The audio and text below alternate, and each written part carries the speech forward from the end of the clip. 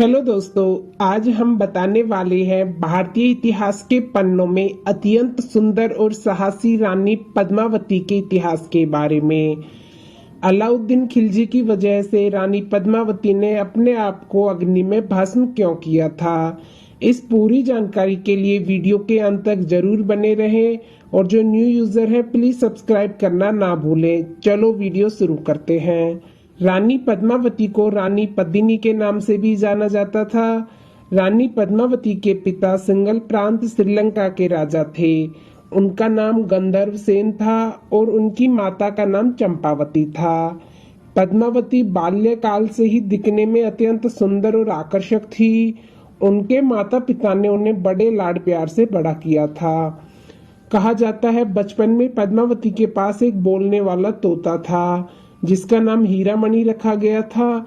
महाराज गंधर्व सेन ने अपनी पुत्री पद्मावती के विवाह के लिए उनका स्वयंवर रचाया था, जिसमें भाग लेने के लिए भारत के अलग अलग हिंदू राज्यों के राजा महाराजा आए थे।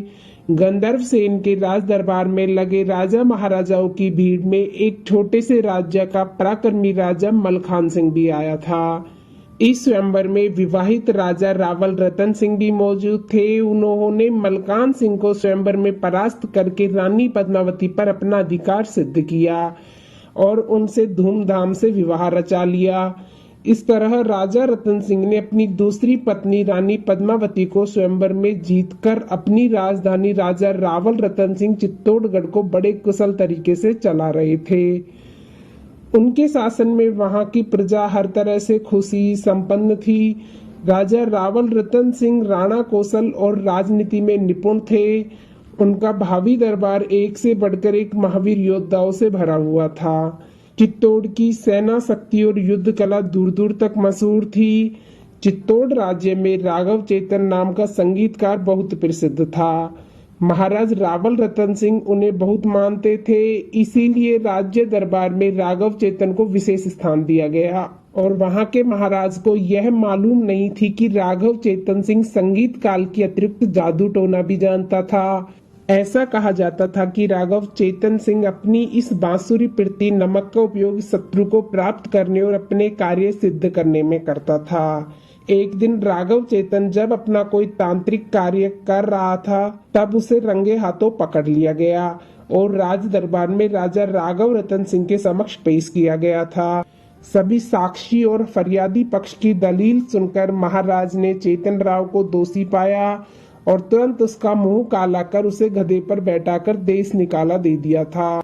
अपने आप को अपमानित और राज्य से वंचित किए जाने पर राघव चेतन बदला लेने के लिए आक्रामक हो गया। अब उसके जीवन का एक ही लक्ष्य रह गया था और वह था चित्तौड़ के महाराजा रतन सिंह का संपूर्ण विनाश।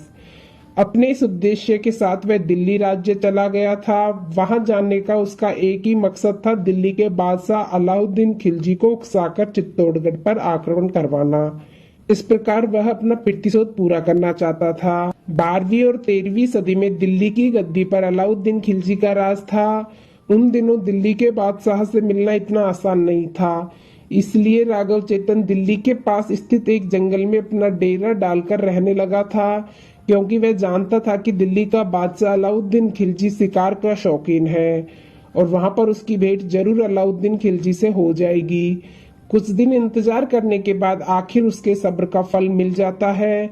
एक दिन अलाउद्दीन खिलजी अपने खास सुरक्षा कर्मी लड़ाकू दोस्तों के साथ घने जंगल में शिकार खेलने पहुंच जाता है। तभी मौका पाकर ठीक उसी वक्त राघव चेतन अपनी बांसुरी बजाना शुरू करता है। कुछ ही देर बाद बांसुरी की आवाज बादशाह अलाउद्दीन खिलजी और उसके दोस्तों के सिपाहियों के कानों में पड़ती है। अलाउद्दीन खिलजी फौरन राघव चेतन को अपने पास बुला लेते हैं। राज दरबार में आकर अपना हुनर प्रदर्शित करने का प्रस्ताव देते हैं।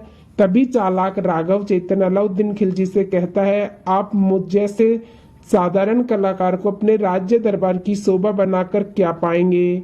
अगर हासिल ही करना है तो अन्य संपन्न राज्यों की ओर नजर दौड़ाएं, जहां एक से बढ़कर एक बेशकीमती नागिनें मौजूद हैं और उन्हें जीतना और हासिल करना भी सहज है।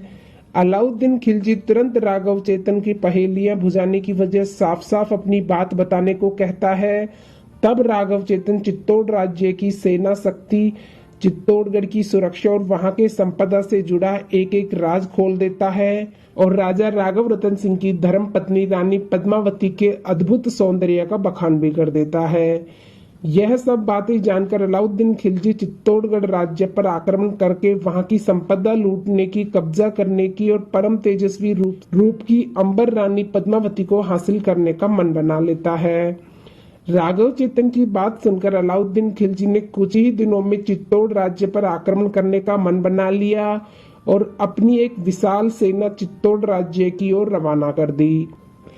अलाउद्दीन खिलजी की सेना चित्तौड़ तक पहुंच तो गई, लेकिन चित्तौड़ के किले में अवैध सुरक्षा देखकर अलाउद्दीन खिलजी की पूरी सेना स्तंभ हो गई।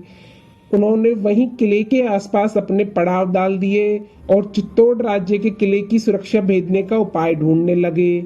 जब से राजा रावल रतन सिंह ने रूप सुंदरी रानी पद्मावती को स्वयंवर में जीता था, तभी से पद्मावती अपनी सुंदरता के लिए दूर दूर तक चर्चा का विषय बनी हुई थी।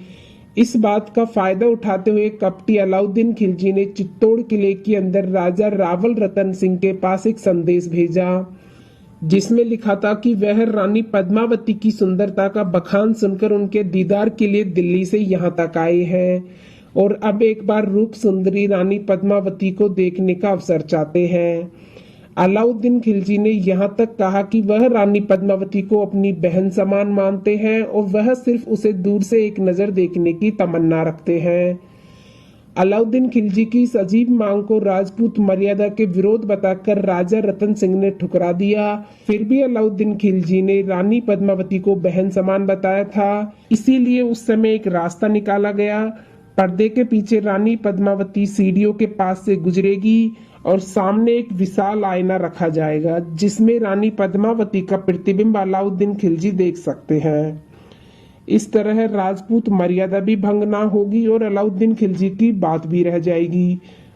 महाराज ने अलाउद्दीन खिलजी को आईने में रानी पद्मावती का प्रतिबिंब दिखला दिया और फिर अलाउद्दीन खिलजी को खिला पिलाकर पूरी मेहमान नवाजी के साथ चित्तौड़गढ़ किले के सातों दरवाजे पार कर उनकी सेना के पास छोड़ने खुद गए। इस अवसर का लाभ उठाकर कपटी अलाउद्दीन खिलजी ने राजा रतन सिंह को बंदी बना लिया और किले के बाहर अपनी छावनी में कैद कर लिया। इसके बाद संदेश भिजवा दिया गया कि अगर महाराज रतन सिंह को जीवित देखना है तो रानी पद्मावती को फौरन अलाउद्दीन खिलजी की खिदमत में किले के बाहर भेजा जाए। चित्तौड़ राज्य के महाराज को अलाउद्दीन खिलजी की गिरफ्त से मुक्त करने के लिए रानी पद्मावती, गोरा और बादल ने मिलकर एक योजना बनाई। इस योजना के तहत किले के बाहर मौजूद अलाउद्दीन खिलजी तक यह पैगाम भेजना था कि रानी पद्मावती समर्पण करने के लिए तैयार है और पालकी में बैठकर किले के बाहर आने को राजी हैं। और फिर पालकी में रानी पद्मावती और उनकी सैकड़ों दासियों की जगह भेष बदलकर सेना के योद्धा भेजकर बाहर मौजूद दिल्ली की सेना पर आक्रमण कर दिया जाए और इसी में राजा रावल रतन सिंह को अलाउद्दीन खिलजी की कैद से मुक्त कर लिया जाए। कहा जाता है कि वासना और लालच इंसान की बुद्धि हर लेती है। ऐसा ही हुआ अलाउद्दीन खिलजी के साथ। इतनी सारी पालकियों को देखकर अलाउद्दीन खिलजी बोला, इतनी सारी पालकियां एक साथ क्यों? तब अलाउद्दीन खिलजी को यह उत्तर दिया गया कि यह सब रानी पद्मावती की खास दासियों का काफिला है जो हमेशा उनके साथ जाता है। अलाउद्दीन खिलजी रानी पद्मावती पर इतना मोहित था कि उसने यह भी जरूरी नहीं समझा कि पालकियों को रुकवाकर यह देखे कि उनमें वो आखिर दासी हैं या कोई और। इस तरह चित्तौड़ का एक पूरा लड़ाकू दस्त नए भेष में किले के अंदर पहुंच कुछ ही देर में अलाउद्दीन खिलजी ने रानी पद्मावती को पालकी अलग करवा दी और पर्दा हटाकर उनका दीदार करना चाहा तो उसमें से राजपूत सेनापति गोरा निकले और उन्होंने आक्रमण कर दिया। इस वक्त चित्तौड़ के सिपाहियों ने भी हमला कर दिया और वहां हलचल मच गई। राजा रतन सिंह को बंधन मुक्त कर लिया। उन्होंने अलाउद्दीन खिलजी के दस्त बल से चुराए हुए घोड़े पर बैठकर सुरक्षित चित्तौड़ किले के अंदर पहुंचा दिया गया। इस लड़ाई में राजपूत सेनापति गोरा और पालकी में बैठ के गए सभी योद्धा शहीद हो गए थे। अपने युक्ति नाकाम हो जाने की वजह से बादशाह अलाउद्दीन खिलजी तिलमिला उठा था और उसने इसी वक्त चित्तौड़गढ़ किले पर आक्रमण कर दिया, पर उसे अवैध किले में दाखिल नहीं हो सका। तब उन्होंने किले में खाद्य अन्य जरूरी चीजें खत्म होने का इंतजार करने का फैसला किया। कुछ दिनों में किले के अंदर खाद्य आपूर्ति समाप्त हो गई और वहां के निवासी किले की सुरक्षा से बाहर आने को मजबूर हो गए। अंत में रतन सिंह के द्वार खोलकर आर पार की लड़ाई लड़ने का फैसला किया और किले के दरवाजे खोल दिए गए। किले की घेराबंदी करके देख रहे मौका पारस अलाउद्दीन खिलजी ने और उसकी सेना ने दरवाजा खुलते ही तुरंत आक्रमण कर दिया। इस भीषण युद्ध में राजा रावल रतन सिंह वीर गति को प्राप्त हुए और उनकी पूरी सेना हार गई। अलाउद्दीन खिलजी ने एक एक करके सभी राजपूत योद्धाओं को मार दिया और किले के अंदर घुसने की तैयारी कर ली। युद्ध में राजा रतन सिंह के मारे जाने और चित्तौड़ सेना के समाप्त हो जाने की सूचना आने के बाद रानी पद्मावती जान चुकी थी अब अलाउद्दीन खिलजी किले में दाखिल होते ही चित्तौड़गढ़ के आम नागरिक, पुरुष और बच्चों की मौत के घाट उतार देगा और औरतों को गुलाम बनाकर उन पर अत्याचार होगा। इसीलिए राजपूताना रीति अनुसार वहां की सभी महिलाओं ने जौहर करने का फैसला किया। जौहर की रीति निभाने के लिए नगर के बीच एक बड़ा सा अग्निकुंड बनाया गया और रानी पद्मावती और अन्य महिलाओं ने एक के बाद एक महिलाएं उसे धधकती चिता में कूदकर अपने प्राणों का बलिदान दे दिया।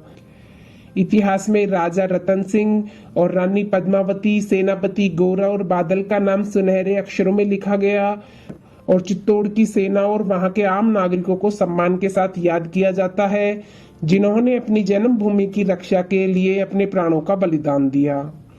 दोस्तों, आपको यह वीडियो कैसी लगी प्लीज कमेंट बॉक्स में जरूर बताना और हमारे चैनल पर ऐसे ही बने रहना। चलो मिलते हैं नेक्स्ट वीडियो में, जब तक के लिए अपना ख्याल रखना। धन्यवाद।